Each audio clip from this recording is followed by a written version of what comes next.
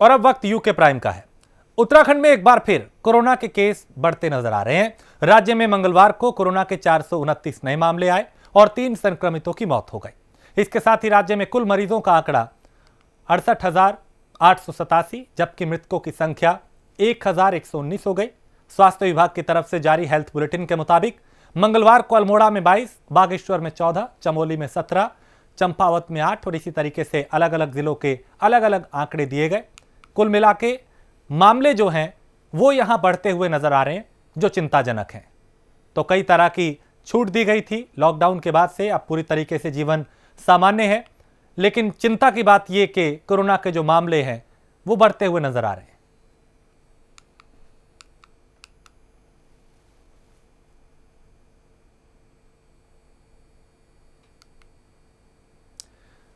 तो स्वास्थ्य विभाग ने इसको लेकर कमर कस ली है। 429 नए मामले कोरोना के आए हैं। राज्य में कुल मरीजों की संख्या 68,887 तक पहुंची है। अब तक 1,119 लोगों की जान जा चुकी है इस महामारी से। तो अब तक 62,995 मरीज ठीक भी हो चुके हैं, यानी जो 68,000 में से 62,000 ठीक हो गए हैं। राज्य में अब भी 4,165 एक्टिव केस है और राज्य में अब एक भी कंटेनमेंट जोन नहीं है। राज्य में कुल मरीजों की संख्या जो है वो 68,887 है, जिसमें से करीब करीब 62,000 लोग ठीक हो चुके हैं।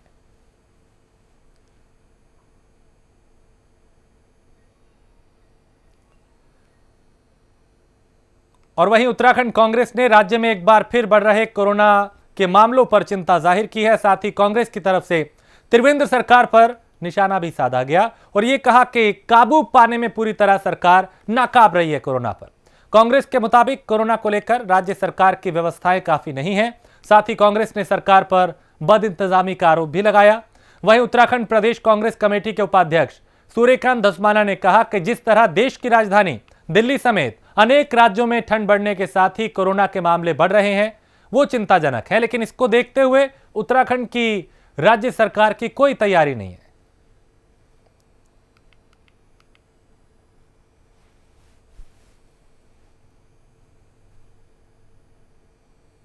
तो राज्य सरकार को कोरोना के मामले रोकने में नाकाम बताया गया और कोरोना को लेकर राज्य सरकार की जो व्यवस्थाएं हैं उस पर भी सवाल उठाए गए। प्रदेश में बढ़ रहे केस को लेकर सवाल दागे।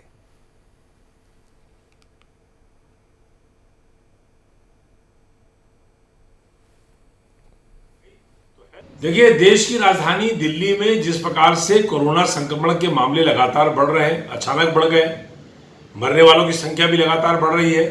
देश के अनेक राज्यों में जैसे जैसे ठंड बढ़ रही है वैसे वैसे संक्रमण के मामले बढ़ रहे हैं, मरने वालों की संख्या बढ़ रही है।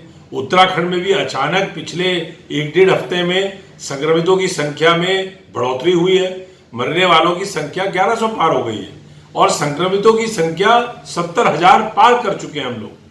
लेकिन राज्य में कहीं भी किसी मेडिकल इमरजेंसी की तैयारी दिखाई नहीं पड़ती। पहली वेव में ही राज्य की सरकार ने जिस प्रकार से आत्मसमर्पण किया, जिस प्रकार से सरकार ने लोगों को उनके हाल में छोड़ दिया, चाहे वो टेस्टिंग का मामला हो, चाहे हॉस्पिटल में उनको हेल्थ सर्विसेज का मामला हो, सरकार ने कोई चिंता नहीं की। उसी प्रकार से अब दूसरी वेव लग रहा है कि देश में दूसरी वेव शुरू हो गई है और संक्रमण के मामले लगातार बढ़ रहे हैं, लेकिन सरकार की किसी भी मेडिकल इमरजेंसी की तैयारी अभी प्रदेश में नजर नहीं आती। मुख्यमंत्री जी जो 100 दिन तक लॉकडाउन में साफा लपेट करके घर में बैठे रहे, वो राज्य के स्वास्थ्य मंत्री भी हैं। हम उनसे आग्रह करते हैं कि मेडिकल इमरजेंसी की तैयारी करें प्रदेश के अंदर। अगर आवश्यकता पड़े तो आईसीयू, आवश्यकता पड़े तो हॉस्पिटल्स में बेड, आवश्यकता पड़े तो लोकल लेवल पर लॉकडाउन, इसकी तैयारी मैं समझता हूं हमको करके रखनी चाहिए। ईश्वर करे कि ऐसा ना हो, हमें आवश्यकता ना पड़े, लेकिन अगर अचानक आवश्यकता पड़ गई तो हेल्थ इमरजेंसी की तैयारी राज्य की सरकार को निश्चित तौर पे करनी चाहिए। उत्तराखंड के प्रदेश कांग्रेस अध्यक्ष प्रीतम सिंह के नेतृत्व में आज कांग्रेस कार्यकर्ताओं ने मिलकर पौड़ी में प्रदर्शन किया। इस दौरान कांग्रेस नेताओं ने बीजेपी सरकार पर बेरोजगारी, कृषि बिल और महंगाई जैसे कई मुद्दों को लेकर सवाल उठाए। इस दौरान सड़क पर जोरदार रोड शो भी निकाला गया और इस सबके बीच कोरोना गाइडलाइन का ख्याल कांग्रेस अध्यक्ष प्रीतम सिंह और कई कांग्रेस कार्यकर्ताओं ने बिल्कुल नहीं रखा। जबकि इससे पहले भी कांग्रेस उपाध्यक्ष और श्रीनगर के पूर्व विधायक गणेश गोदियाल, पूर्व गढ़वाल लोकसभा प्रत्याशी मनीष खंडूरी समेत 100 से ज्यादा कांग्रेस के नेताओं पर कोरोना गाइडलाइन तोड़ने का मुकदमा दर्ज हो चुका है पहले भी, बावजूद इसके उससे सबक नहीं लिया जा रहा।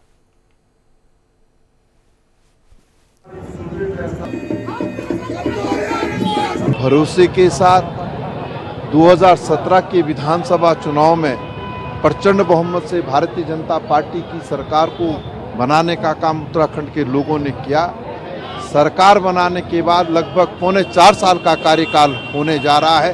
इन्हें 4.25 वर्षों में लगातार सरकार जन विरोधी निर्णय लेने का काम करती रही है और उसके विरोध में निश्चित रूप से आज मंडल मुख्यालय पौड़ी पर कांग्रेस के लोगों ने धरना देने का काम किया है। हम सरकार से पूछना चाहते हैं कि बताइए, 2017 के चुनाव में आपने किसानों की ऋण माफ़ी की बात कही थी, किसानों का ऋण माफ़ नहीं हुआ। ये उत्तराखंड राज्य जिसको हम देवभूमि कहते हैं, इस राज्य के अंदर किसान आत्महत्या कर रहा है, सत्ता में बैठे हुए लोग मौन है। बेरोजगार साथियों से 2017 के विधानसभा चुनाव में वादा किया गया था कि अगर डबल इंजन की सरकार बनेगी तो हम बेरोजगार साथियों को रोजगार देने का काम करेंगे। और मंगलौर सहकारी क्रय विक्रय केंद्र पर कांग्रेस विधायक काजी निजामुद्दीन ने धरना प्रदर्शन शुरू कर दिया। विधायक ये प्रदर्शन धान के भुगतान की मांग को लेकर कर रहे हैं। वहीं प्रदर्शन कर रहे विधायक का कहना है कि बीते 1 महीने से किसानों को धान का भुगतान नहीं मिल पाया, जिस वजह से किसान रोजाना धान विक्रय केंद्रों पर चक्कर लगा रहा है। साथ ही ने अधिकारियों की कार्यशैली पर भी सवाल उठाए और आरोप लगाया कि अधिकारी ज्यादातर वक्त काम से गायब भी रहते हैं। इसके साथ ही विधायक ने केंद्र और राज्य सरकार पर तंज कसते हुए कहा कि डबल इंजन की सरकार ने किसानों को धान का भुगतान 48 घंटों में किए जाने का ऐलान किया, लेकिन यह वादा हकीकत में नहीं बदल पाया।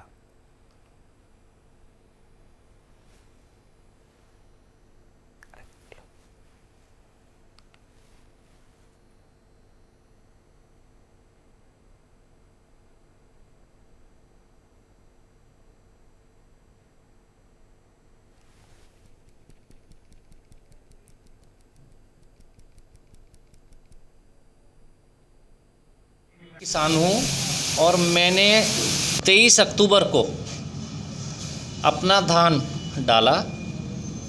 मेरे परिवार का धान यहाँ डला है। मैं अपने परिवार के धान की मैं यहाँ पर भुगतान के लिए पूछने के लिए आया हूँ, क्योंकि जो मुझे सरकार की तरफ से जो दिशा निर्देश है उसकी जानकारी है, उसमें ये कहा गया है कि 48 घंटे धान डलने के 48 घंटे के अंदर जो किसान रजिस्टर्ड होगा और जो धान जितना उसने डाला होगा उसका आरटीजीएस उसके अकाउंट में आ जाएगा। लेकिन 23 अक्टूबर से लेकर अब तक मेरा भुगतान नहीं मिला। मैं यहाँ आया हूँ इस क्रय विक्रय कार्यालय में। इस वक्त आप सामने कुर्सी देख सकते हैं। इस पूरे कार्यालय में कोई सक्षम अधिकारी, कोई अधिकारी नाम की चीज़ यहाँ नहीं है जो जवाब दे सके।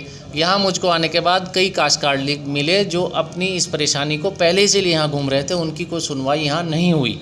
तो अब मैंने डीएम साहब से और अन्य अधिकारियों से मैंने बात की तो उन्होंने मुझे एश्योरेंस दिया। डीएम साहब ने कहा कि यहाँ पर एडीएम एफआर साहब को यहाँ वो भेज रहे हैं। किसान हूँ और मैं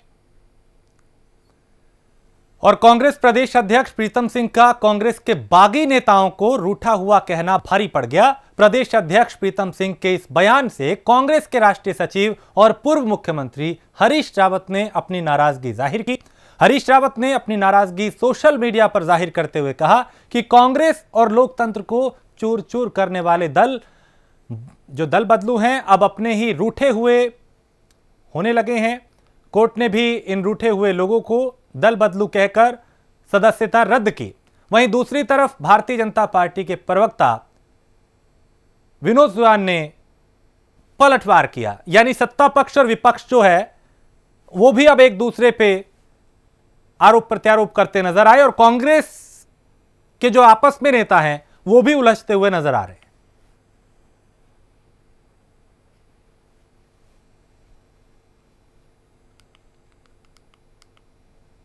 माननीय हमारे राष्ट्रीय अध्यक्ष जी का अभी उत्तराखंड का 3 दिवसीय दौरा है, जिस पर वो पूरी तरह से संगठन से लेकर सरकार के से लेकर सभी कामों पर वो 3 दिन तक इसी उत्तराखंड राज्य के अंदर प्रवास करेंगे और सब चीज़ों की तैयारियों का जायजा लेंगे।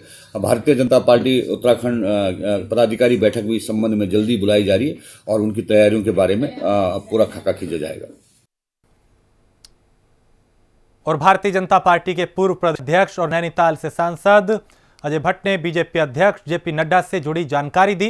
सांसद ने बताया कि जल्द ही जेपी नड्डा उत्तराखंड का दौरा करने वाले हैं और वहीं नड्डा के इस दौरे को लेकर बीजेपी कार्यकर्ताओं में भी खुशी है, क्योंकि राष्ट्रीय अध्यक्ष जब किसी प्रदेश में जाते हैं तो वो उस प्रदेश के संगठन के लिए बेहद जरूरी पल होते हैं। तो साथ ही 2022 में होने वाले उत्तराखंड से भी जेपी नड्डा के दौरे को जोड़कर देखा जा रहा है। वहीं नड्डा के दौरे से संगठन भी चुनावी मोड में आ जाएगा। इस दौरान सरकार की उपलब्धियां जनता तक पहुंचाने और संगठन के काम और बूथ संगठन को और मजबूत करने की तरफ आगे बढ़ा जा रहा है। तो पूर्व प्रदेश अध्यक्ष हैं, नैनीताल से सांसद हैं अजय भट्ट, जिन्होंने यहां पे कहा कि जेपी नड्डा आने वाले और माना यह जा रहा है कि ये तैयारियां 2022 के विधानसभा चुनाव को लेकर की जा रही हैं। तो हर दल अपने अपने स्तर पर अब तैयारियों में जुटा है और भारतीय जनता पार्टी की अगर बात की जाए तो अभी से ही उस तैयारियों में वो जुट गई है और रणनीति बनाई जा रही है, मंथन किए जा रहे हैं, बैठकें किए जा रही हैं ताकि चुनाव को एक बार फिर जीता जा सके।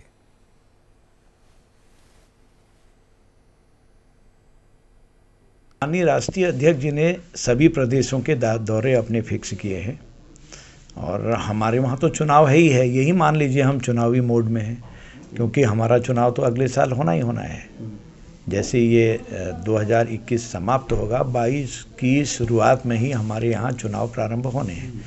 ये भी एक फैक्टर हम मान सकते हैं, लेकिन उन्होंने हर जगह अपना जाने का जो मन बनाया है उसके तहत उनका ये कार्यक्रम है। तो खास क्या रहेगा सर, कुछ कार्यक्रम कुछ नहीं, जो होता है संगठन, मेन तो संगठन है, सरकार की उपलब्धियां हैं, जन जन तक पहुंचना है, हमारी बूथों की स्थिति क्या है, संगठन की स्थिति क्या है, सरकार के कार्यों को किस तरह से हम नीचे तक ले जा रहे हैं, ये तमाम चीज़ें उसमें होती हैं, ये सब होंगी। कितना महत्वपूर्ण मानते हैं? बहुत महत्वपूर्ण है। जब राष्ट्रीय अध्यक्ष किसी प्रदेश में जाते हैं तो प्रदेश के लिए भी गौरव है और उनका दौरा ही बहुत महत्वपूर्ण होता है, जो प्रदेश के मान सम्मान को बढ़ाता है। और काशीपुर में नशे में कार चलाते वक्त एक ड्राइवर पर सिक्योरिटी गार्ड ने फायरिंग कर दी। मामला काशीपुर के एक बड़े उद्योगपति से जुड़ा है जो आम आदमी पार्टी में हाल ही में शामिल हुए।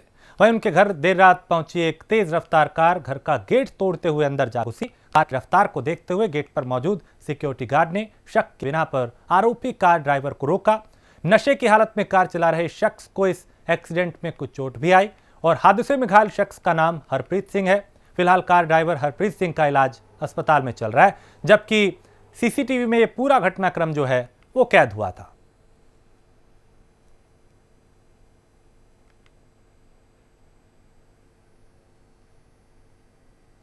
तो ये हादसा है जो कल हुआ था और बताया जा रहा है कि जो चालक था वो नशे में था और जो सुरक्षाकर्मी उस वक्त गेट पे मौजूद था उसने फायर भी किया, जिसमें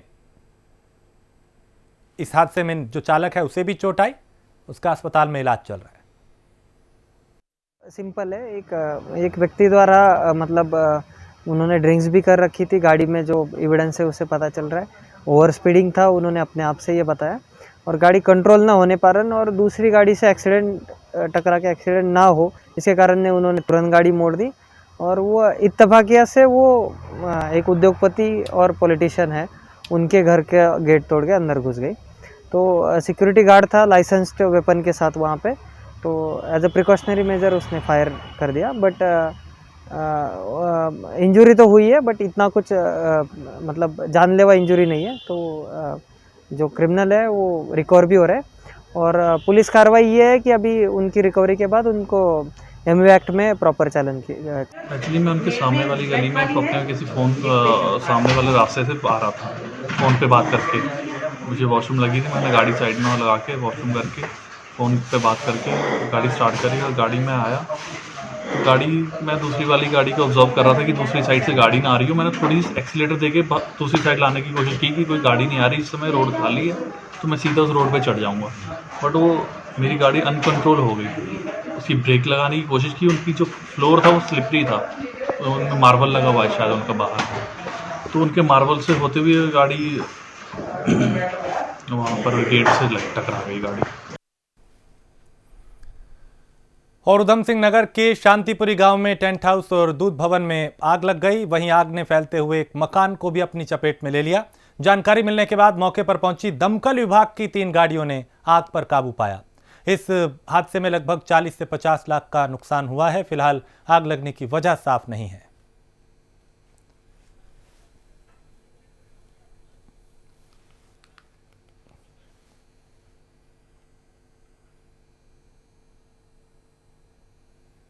तो तस्वीरों को देख के अंदाजा लगाया जा सकता है कि यह आग कितनी भयावह थी और देखते ही देखते इसने भयानक रूप ले लिया। आग एक आधी रात में लगी लगभग जो है। मौके पर 2 गाड़ियां पंतनगर से और एक रुद्रपुर से रवाना की गई थी, लेकिन ये रुद्रपुर वाली गाड़ी पहुंच नहीं पाई थी। उससे पहले उन लोगों ने आग बुझा ली। आग लगने का कारण जो है आतिशबाजी पता चला है, क्योंकि जिस तरफ स्विच बोर्ड थे या इलेक्ट्रिक का पैनल था उस तरफ से आग शुरुआत नहीं हुई थी, आग पीछे की तरफ से शुरुआत हुई। किस किस में सर आग लगी, कितनी दुकानें थी? आग एक टेंट हाउस का ग्राउंड था, उसमें पीछे एक मकान था और एक डेयरी की जो है कुछ।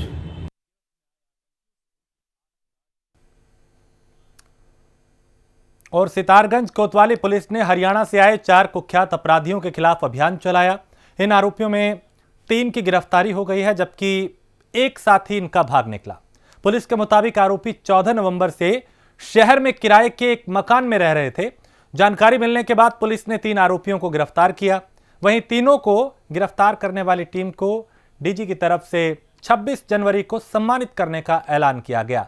साथ ही एसपी दलीप सिंह कुंवर और एएसपी देवेंद्र पिंचा की तरफ से भी इनाम देने का ऐलान किया। सितारगंज पुलिस ने हरियाणा राज्य के 3 दुर्दांत बदमाशों को, हत्या आरोपियों को पकड़ा है। उसमें एक पवन नेहरा है, गुड़गांव का रहने वाला है।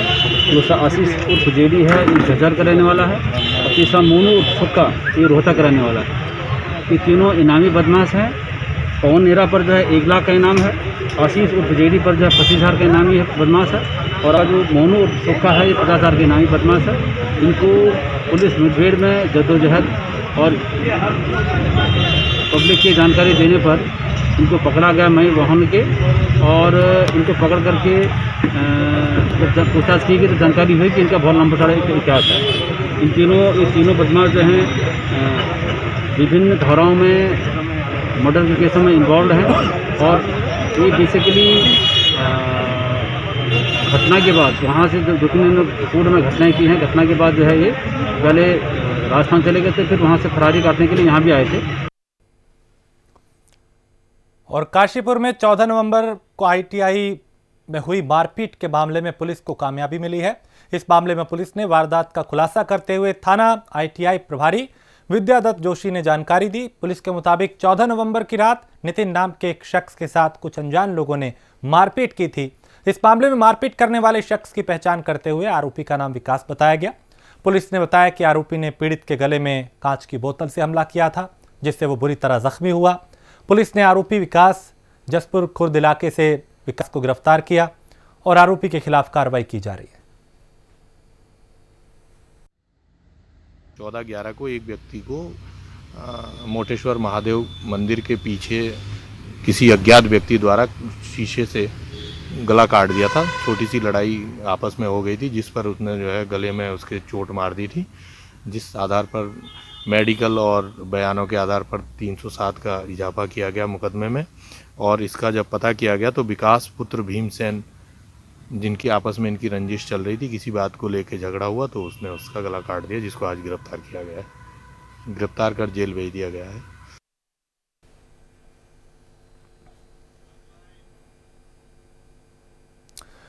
रुद्रपुर जिले के उधम सिंह नगर के गदरपुर थाना कुछ बच्चों के बीच मुठभेड़ हुई। इस घर से बाहर खड़ा एक शख्स गोली लगने से घायल हो गया।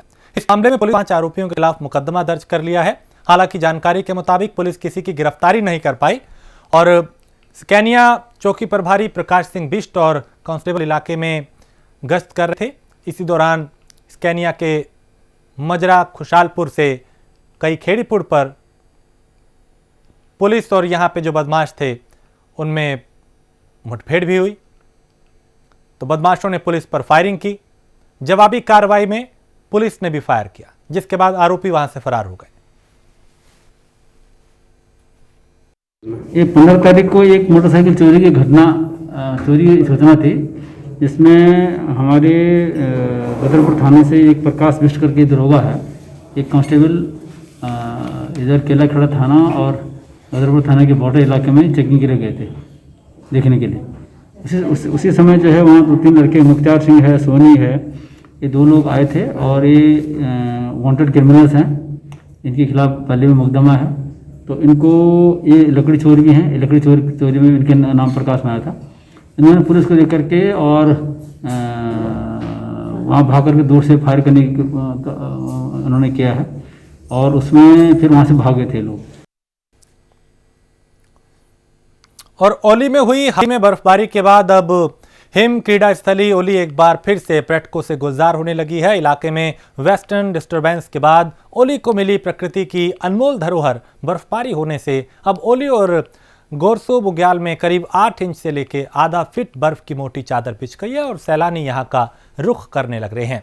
यानी यहां पे अब रौनक बढ़ने लगी है। तो बदलते मौसम ने और बर्फबारी ने यहां पे कुछ लोगों की मुश्किलों को बढ़ाया, लेकिन जो पर्यटक हैं वो इस मौसम का लुत्फ उठाते हुए नजर आ रहे हैं। उत्तर प्रदेश लखनऊ से मुझे यहाँ आके ऐसा फील हो रहा है जैसे मैं स्वर्ग में आ गया हूँ और मैं अपनी फैमिली के साथ आया हूँ और मुझे यहाँ इतना अच्छा लग रहा है कि मुझे लग रहा है मैं स्वर्ग में इंटर कर रहा हूँ। अच्छा एंजॉय कर रही हूँ एंड मैं फर्स्ट टाइम आई हूँ तो बहुत अच्छा लग रहा है। बहुत मज़ा आ रही है। ये हम लोगों ने इसको गूगल से निकाला था ओली के लिए। रोहतांग और मनाली तो बहुत बार गए, वहाँ इतनी मज़ा नहीं है जितनी यहाँ मज़ा आई है। बहुत विद फैमिली हम लोग आए हैं, बहुत एंजॉय कर रहे हैं। उत्तर प्रदेश लखनऊ से मुझे यहाँ आके ऐसा फील हो रहा है जैसे मैं स्वर्ग में आ गया हूँ। जी, हम खड़े हैं हिम क्रीड़ा स्थली ओली में। यहाँ पे ताज़ा बर्फबारी हुई, करीब आधा फुट बर्फ़ की चादर से ओली बुग्याल जो है ढका हुआ है। पर्यटक लगातार यहाँ पे चेयर लिफ्ट और केबल कार से हिम क्रीड़ा का लुत्फ उठाने के लिए ओली आ रहे हैं। और यही नहीं, आने वाले नेशनल विंटर गेम की तैयारियों को लेकर के भी एक ओली के लिए शुभ संकेत है। प्राइम न्यूज़ के लिए ओली से संजय कुंवर। और ज्योतिर्लिंग बाबा केदारनाथ चल विग्रोह पंचमुखी उत्सव डोली पहुंची अपने शीतकालीन गद्दी स्थल ओंकारेश्वर मंदिर ऊखीमठ में, जहां पे हजारों की संख्या में, सैकड़ों की संख्या में जो भक्त थे वो इसमें शामिल हुए।